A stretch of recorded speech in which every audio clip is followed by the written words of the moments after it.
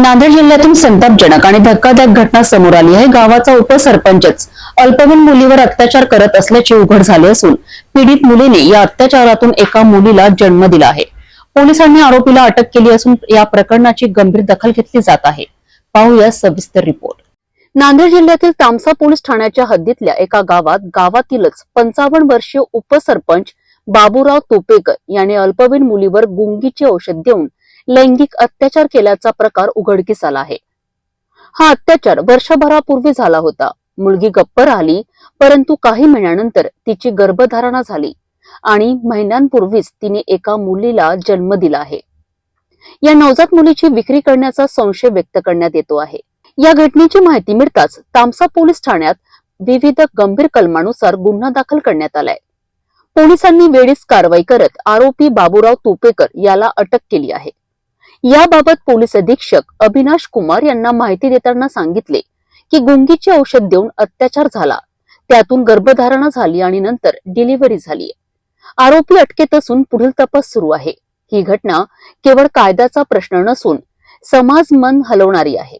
न्यायासाठी आणि पीडितेसाठी योग्य कारवाई झालीच पाहिजे अशी मागणी आता जोर धरत आहे।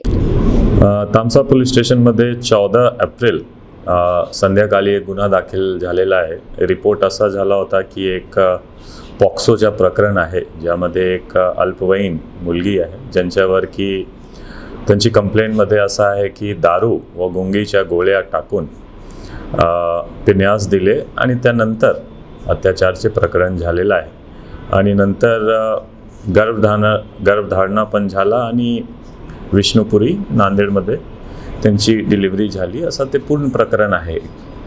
आणि त्यामध्ये जे संशयित आरोपी आहे, एलेज्ड आरोपी आहे, त्यांना तामसा पोलीस टीमने अटक केलेला आहे। आज कोर्टमध्ये पेश करणार आणि त्यांची पूर्ण तपास स्टार्ट टू एंड आम्ही करू आणि लवकरच त्यामध्ये अजून जे काही डिटेल्स आहे, जे काही ॲलिगेशन आहे की पैशाचे घेवाणदेवाण झाला, ते सर्व डिटेल्स आणि सर्व फॅक्ट्स इन्व्हेस्टिगेशनमध्ये समोर येईल।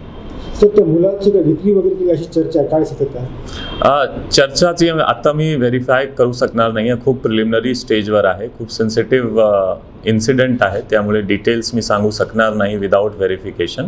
ते तपासमध्ये सर्व समोर येईल, जर खरंच हा घटना घडलेली आहे की नाही तपासमध्ये समोर येईल। आता खूप प्रिलिमिनरी स्टेजवर आहे। एका गावातील जबाबदारीच्या पदावर असलेला व्यक्ती असा विकृत कृत्य करतो तेव्हा समाजाच्या मुळावरच घाव बसतो। आरोपीला कठोरात कठोर शिक्षा व्हावी अशी मागणी आता होत आहे।